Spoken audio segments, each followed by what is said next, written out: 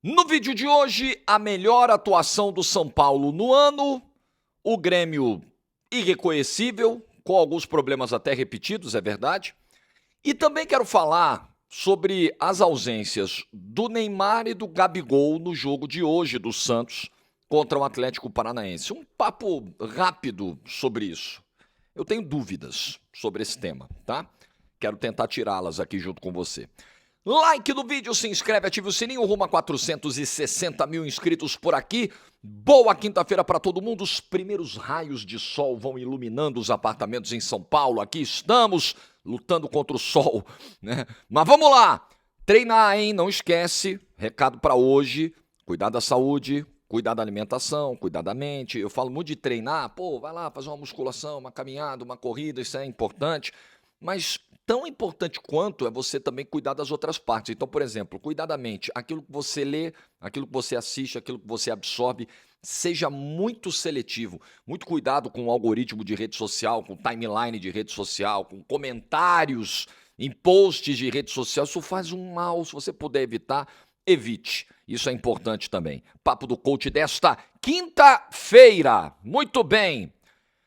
Vamos lá, vou falar do jogo que eu narrei há poucas horas, porque eu tô gravando bem cedinho o vídeo, são 8 da manhã. O jogo que eu narrei há poucas horas na GETV, a vitória do São Paulo para cima do Grêmio.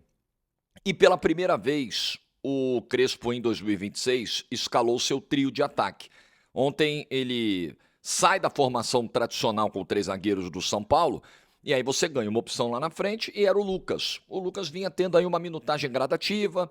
No fim de semana contra o Primavera jogou 90 minutos e ontem entrou como titular ao lado do Luciano e do Caleri. E o trio foi o grande destaque da noite ao lado dos dois volantes, né? Marcos Antônio e Danielzinho, que também jogaram muito. Então no primeiro gol, gol de pênalti do Lucas. Segundo gol, Luciano dando assistência para o Caleri. E ainda teve gol anulado do Caleri, enfim.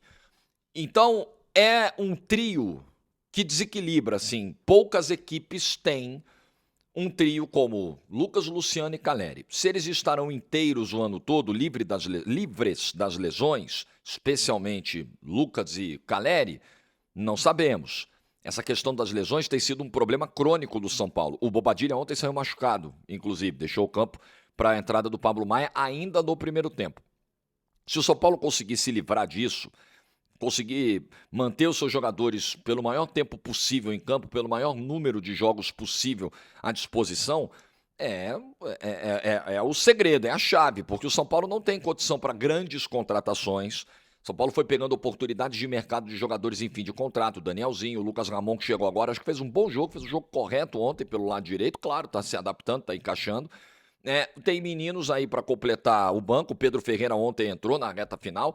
Então a conta do São Paulo ela é bem curtinha. A corda ela tá bem curtinha. Não dá para esticar muito. Então, não pode perder jogador importante por 5, 6, 9 meses. O Caleri não jogou nem 20 jogos na temporada passada. O São Paulo não pode se dar esse luxo.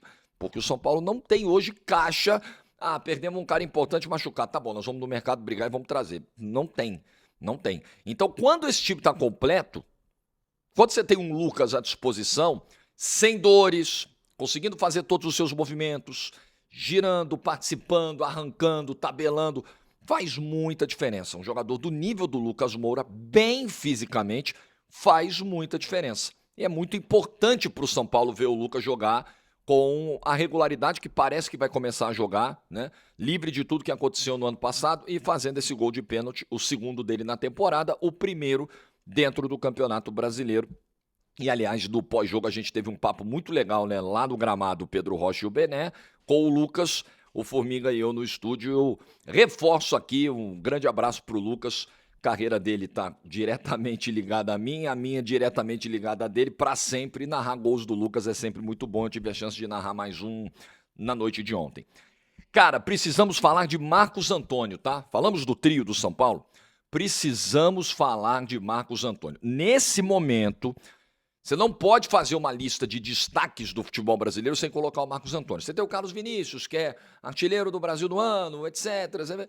Mas não dá. Você tem, sei lá, vai falar de quem? Vai falar do Yuri Alberto, vai falar do Memphis, vai falar do Vitor Roque, vai falar. Você pode escolher um monte de jogador aí. não pode deixar de falar do Marcos Antônio. Marcos Antônio ontem, o que ele acertou de lançamento, passe, enfiada de bola, ajudou a gerar jogo, criar chances para o São Paulo, uma enormidade. E eu me lembro de um momento do segundo tempo, em um momento do segundo tempo, ter brincado ali com o Formiga. Caramba, Formiga, 80 minutos de jogo é como se a partida tivesse começado agora para o Marcos Antônio. Tamanha a desenvoltura, a intensidade, o ritmo que não cai. Ele não cai o próprio ritmo, não deixa o ritmo do time cair. Uma grande atuação, um grande momento do Marcos Antônio. Hoje é fundamental. Hoje, como a gente está dizendo aqui, se o São Paulo perde alguém do trio, é um baque. Se o São Paulo perde um dos seus zagueiros titulares, é o baque. Se o São Paulo perde o Enzo Dias na esquerda, é um baque. Se o São Paulo perde o Marcos Antônio, é um tiro de canhão. Hoje não tem como. Não tem como. O jogo passa muito pelos pés do Marcos Antônio. E o Danielzinho se entendendo muito bem com ele. Então o São Paulo tem uma dupla hoje que se apresenta muito no combate, na marcação e na pisada na área, na criação. O Danielzinho ontem quase marcou mais um, mas aí a bola tinha saído pela linha de fundo depois da escorada do Luciano. O Marcos Antônio deu uma pisada na área e cabeceou. Bola lá na segunda trave, o Tapia perdeu o gol inacreditável, o Tapia tinha acabado de entrar, seria uma assistência do Marcos Antônio. Então, essa dupla tem sido importante demais na vida do São Paulo. E lá atrás, assim, um jogo muito seguro do Sabino, de novo, elogiei logo nos primeiros minutos da transmissão. Eu fiz 2 dos 3 jogos do São Paulo no Campeonato Brasileiro até agora. Nos 2 que eu fiz, as partidas feitas pelo Sabino foram corretíssimas, impecáveis. Ontem, mais uma vez. Claro, a pobreza criativa do Grêmio é um fator aqui que pesa, nós vamos falar sobre isso já já. Mas muito segura a atuação da defesa do São Paulo. O Rafael saiu com um uniforme limpo. Limpo, não precisou fazer defesa, não precisou trabalhar. Lembra do jogo do cafezinho, do São Marcos? Se rolasse um cafezinho, que não estava frio para isso ontem. Se rolasse um cafezinho para o Rafael, ele tomaria numa boa, tamanha tranquilidade. Bola mal chegou no Carlos Vinícius ontem. Então, cara, é muito legal ver o trabalho do Crespo superando todas as adversidades, né? O Crespo eu acho que ele não foi nada infeliz quando falou dos 45 pontos, lá depois daquela derrota para a Portuguesa no Campeonato Paulista. Eu acho que ele foi realista. Eu acho que o campeonato vai ser duro para o São Paulo, acho, mas são 7 pontos em 9, liderança provisória do campeonato. Isso é incontestável. São Paulo começa muito bem, melhor do que se esperava, contrariando praticamente todas as projeções, inclusive a minha. E isso é muito legal de ver, a superação dos jogadores. A gente nota uma entrega dos jogadores do São Paulo. Os caras estão correndo por eles, os caras estão correndo pela instituição, os caras estão correndo e lutando muito também pelo Crespo. É um time muito dedicado, muito aplicado em campo. Um time que batalha por tudo que é bola, um time que não desiste, um time que não deixa o ritmo cair. Tá lá no final do jogo o Caleri trombando, brigando, levantando, indo pra área, apertando marcação, fazendo falta de ataque. Tá muito ligado o São Paulo nos jogos, tem mostrado isso. É uma corda muito esticada para você jogar 38 rodadas, né? Vamos ver como o São Paulo vai lidar nos momentos de desgaste, nos momentos de desfalque, mas esse início é muito melhor do que se imaginava. E aí, no fim de semana, é ganhar da Ponte Preta, Ponte Preta rebaixada, confirmar a classificação para as quartas de final do Campeonato Paulista e brigar pelo título paulista. É o mínimo que se espera. Título paulista não salva a temporada, mas um gigante como o São Paulo tem que pelo menos brigar para ser campeão paulista. É o mínimo, né? E no fim de semana deve conseguir essa classificação. Então, o São Paulo está encontrando uma trilha para seguir. Estava muito instável o início de temporada, muito caótico.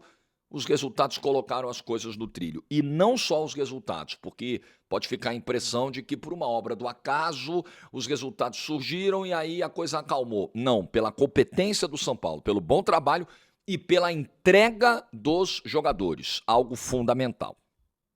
Sobre o Grêmio, derrota do Grêmio ontem é daquelas assim que assustam o torcedor. Porque, o time que deixou uma impressão muito boa, metendo 5 no Botafogo, aí no fim de semana teve o jogo contra o Novo Hamburgo, ganhou, mas não foi tão bem assim, aí você fala, ok, é campeonato estadual, o foco tá no brasileiro, mas ontem, simplesmente o Grêmio não existiu no jogo. E aí você vai falar, mas aí você perde o zagueiro com 1 minuto do segundo tempo, é claro que o jogo vai pro brejo, verdade. mas já estava assim no 11 contra 11. No 11 contra 11, a bola mal chegava do Carlos Vinícius. O Amuso tentava postar corrida sozinho na ponta esquerda e estava completamente isolado e não conseguia construir muita coisa. O Arthur não conseguia dar a combatividade no meio-campo. O Noriega estava extremamente sobrecarregado e o Wagner Leonardo muito inseguro. O Balbuena nem tanto, mas o Wagner Leonardo fazendo um jogo de muitos erros já desde o primeiro tempo, furando, dando bote errado. Aí ele toma o cartão amarelo aos 46 do primeiro tempo, numa falta que ele vai fazer lá no campo de ataque do Caleri. Com 1 minuto do segundo tempo, ele toma o segundo amarelo, assim, segurando o marcador. Um negócio horroroso, horroroso. E aí comprometendo todo um jogo que já estava comprometido do Grêmio. Porque o Grêmio ontem estava completamente desconectado, né? O Grêmio ontem, com o Edenilson como esse terceiro homem de campo, não rolou. Quero falar até dessa saída do Edenilson para a entrada do William. É ali aos 38, 39 do primeiro tempo. E eu disse na transmissão, olha, eu sei que é ruim demais para um jogador sair no primeiro tempo. Expõe demais, né? Você meio que, entre aspas, assim, indiretamente, você coloca a derrota na conta do cara. Mas, ao mesmo tempo, é um ato de coragem que poucos treinadores têm o costume de fazer. Porque quando você faz isso, você também está admitindo um erro da sua estratégia. Então, quando o Luiz Castro tira o Edenilson no primeiro tempo, ele está dizendo, eu errei, não deu certo de novo o Edenilson como esse terceiro homem de meio campo. O Grêmio tinha uma marcação de meio campo inexistente. Em vários momentos o Marcos Antônio teve um lance do primeiro tempo que eu narro assim, caramba, olha quanto espaço tem o Marcos Antônio ali, quase com 25, 30 do primeiro tempo. O Marcos Antônio pega a bola no meio campo e ele vai conduzindo. Aí é que vai vir o Noriega já quase chegando na linha de zagueiros, porque não tinha marcação no meio campo do Grêmio. Então era um Grêmio que não tinha combatividade e um Grêmio que não tinha criação alguma. Carlos Vinícius ontem morreu de fome. E o Grêmio dando muito espaço. Os laterais dando muito espaço, o Marlon não conseguindo acompanhar na velocidade, o João Pedro até um pouco mais intenso, mas também dando muitos espaços. E aí temos que falar do Everton. Na transmissão, o Bruno Formiga entendeu que o Everton não tinha muito o que fazer no lance do pênalti a partir do momento que a bola bate na nuca do Danielzinho. Eu vejo diferente. Eu acho que um goleiro de quase 2 metros de altura, como é o Everton, aliás, eu tenho a ficha dele aqui, 1,89. Então, um goleiro de 1,90m, ele não pode ser tão facilmente encoberto por uma bola que bate na nuca de um jogador de 1,66m. A bola bateu na nuca do Danielzinho, subiu. O Danielzinho é quase 30 centímetros mais baixo que o Everton, 25, né? 25 centímetros mais baixo que o Everton. O Everton sai, calcula errado o tempo da saída, passa do ponto da bola. A minha impressão é de que haveria tempo do Everton, depois desse toque na bola, né, num tempo de reação mais apurado, mudar essa rota da corrida, desacelerar. Ele não faz isso, ele passa completamente do ponto da bola e aí o Danielzinho tá indo. Aí o que ele vai fazer? Vai deixar o braço para fazer o pênalti. Aliás, um pênalti que me lembra muito um pênalti não marcado no Clássico Mineiro, Atlético e Cruzeiro em cima do Bernard, que não foi do goleiro, foi do Kaique, se não me engano, lateral esquerdo em cima do Bernard. Que é o Bernard indo embora, o camarada deixa o braço, não tem como. Ah, mas é um toquinho de leve, não tem força para derrubar? Tem, você tira o eixo do jogador, o jogador tá em velocidade, é pênalti. Então é pênalti. Ontem, no lance do Brasileirão, foi marcado. No lance do Campeonato Mineiro, parecido, não foi marcado. Procura esse lance que você vai ver. E aí o Everton não consegue pegar o pênalti também, né? Do Lucas. Ele acerta o canto, toca na bola. E no segundo tempo ele pega um pênalti do Luciano.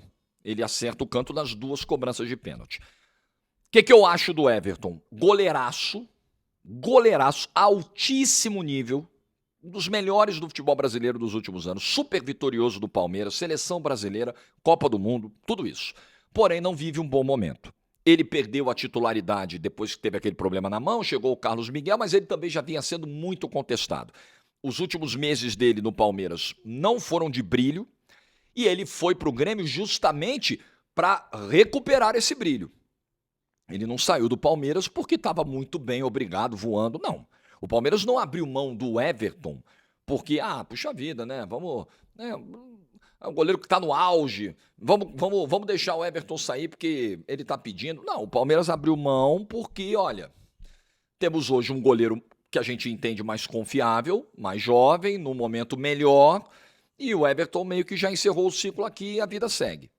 Então, o Everton está em busca de uma recuperação na carreira. Nesse momento, o Everton não vai bem. Não foi bem ontem, não foi bem no Grenal, foi bastante criticado. Está chegando agora, está se adaptando ao novo clube, mas tem essa pressão em cima dele, a pressão dos últimos tempos que realmente não são bons. Então foi um Grêmio que, enfim, foi uma bagunça em campo, foi um Grêmio que mal conseguia construir alguma coisa, um sistema defensivo dando espaços, um Wagner Leonardo, como eu disse, muito perdido, extremamente perdido, e aí a gente tem que falar dessa coisa dos gols sofridos pelo Grêmio, né? Já que a gente está falando da defesa, é um time muito, nesse momento, muito vulnerável aos ataques adversários. Estava com a estatística completa aqui, tô com ela aqui, ó. O Grêmio já fez 10 jogos na temporada, tomou 13 gols. 13 gols. 3 deles num jogo só. Foi aquele 5-3 maluco com o Botafogo, é verdade. Mas são 13 gols sofridos em 10 jogos, é mais de um gol sofrido por jogo. E aqui, ó, a conta correta é gol que ele tomou do São José, depois ele toma do Internacional, 4 gols, depois ele toma 2 gols do Fluminense, no Maracanã, tomou os 3 do Botafogo que a gente lembrou, que a gente se referiu aqui dentro de casa, tomou o gol do Juventude, do duelo do Campeonato Gaúcho, e ontem toma 2 gols do São Paulo e não tomou o terceiro, porque no primeiro tempo o Caleri estava levemente impedido, porque no segundo tempo o Luciano perde o pênalti, o Everton pega. A verdade é que o Grêmio escapou ontem de tomar uma goleada. A verdade é essa, o sentimento, já no primeiro tempo, quando termina o primeiro tempo, a gente fala isso na transmissão, olha, ficou barato. O Grêmio já poderia no primeiro tempo estar tomando uns 3-0, no primeiro tempo. Então, uma atuação assustadora, porém, nós estamos falando de um início de trabalho, foi o 10º jogo do Luiz Castro nesse ano, mas alguns sinaizinhos amarelos a gente tem que levar em consideração aqui. Você pega os maiores jogos, eu peguei a lista dos jogos aqui, né? Que o Grêmio sofreu gols. Inter, Fluminense, Juventude, Botafogo, São Paulo. Nos jogos maiores, são 5 nessa lista aqui, são 12 gols tomados. É muita coisa, é uma média superior a 2 gols tomados por jogo. Nesses jogos, nos principais, tá? Não tô nem pegando os 10, tô pegando o recorte de 5 jogos contra, né, adversários maiores, tradicionais, rivais, etc. 12 gols sofridos em 5 jogos. Então, primeiro dever de casa do Luiz Castro, nesse momento, é ajustar o seu sistema defensivo. O Grêmio não vai resistir. Não adianta o Carlos Vinícius meter hat-trick, porque ele não vai conseguir meter hat-trick todo jogo. Não adianta o Carlos Vinícius ter 9 gols no início da temporada e o time tomar a quantidade de gol que toma. É impossível, a balança não vai equilibrar. Muito bem, para fechar o vídeo de hoje, eu quero falar da escalação do Santos, que vai enfrentar o Atlético Paranaense na Arena da Baixada, logo mais, 7 da noite. É o jogo de hoje, jogo que terá transmissão, inclusive, do Premier. A notícia do GE, do Bruno Gutierrez e do José Edgar de Matos é a seguinte: Neymar e Gabigol não enfrentam o Atlético Paranaense. A dupla será preservada por causa do gramado sintético da Arena da Baixada. Neymar está recuperado de uma artroscopia no joelho esquerdo, enquanto Gabriel não treinou em campo nesta quarta-feira por sentir dores musculares. Eu vou repetir algo que disse no vídeo sobre o segundo jogo do Santos no ano, que foi contra o Palmeiras em Barueri, pelo Campeonato Paulista. Eu gostaria de entender melhor a condição física atual do Gabigol. O Neymar, cara, nesse caso, sim, eu acho péssimo que estejamos no dia 12 de fevereiro, o Neymar não tenha retornado ainda. Muito ruim. Mas entendo que o cara passou por uma artroscopia no joelho. O Santos está precisando dele, mas ele passou por uma artroscopia no joelho. Ele adiou a cirurgia para não perder a reta final do Campeonato Brasileiro no ano passado, ou seja, ele jogou do sacrifício a reta final da temporada passada. Isso precisa ser dito para a gente não cometer nenhuma injustiça, ok? Ok. Então, Neymar está voltando, deve voltar domingo contra o Velo Clube, né? Ok. Mas o Gabigol está à disposição. O Gabigol já tem 7 jogos na temporada e 2 gols. O Gabigol entrou em campo quase 50 vezes pelo Cruzeiro na temporada passada. Não era titular absoluto, mas teve ali os seus minutos na temporada passada. Eu gostaria de entender a real condição física do Gabigol nesse momento. Eu gostaria de entender, que ficasse mais claro, por que o Gabigol não pode jogar nos gramados sintéticos. Então, pelo que se avizinha, nós não teremos Gabigol no Allianz Parque, ou em Barueri, ele já não jogou em Barueri contra o Palmeiras na segunda rodada, na Arena da Baixada, na Arena MRV, no Newton Santos, em Chapecó, não vai ter Gabigol. É isso então, não vai ter Gabigol porque ele não joga nesse tipo de gramado, certo?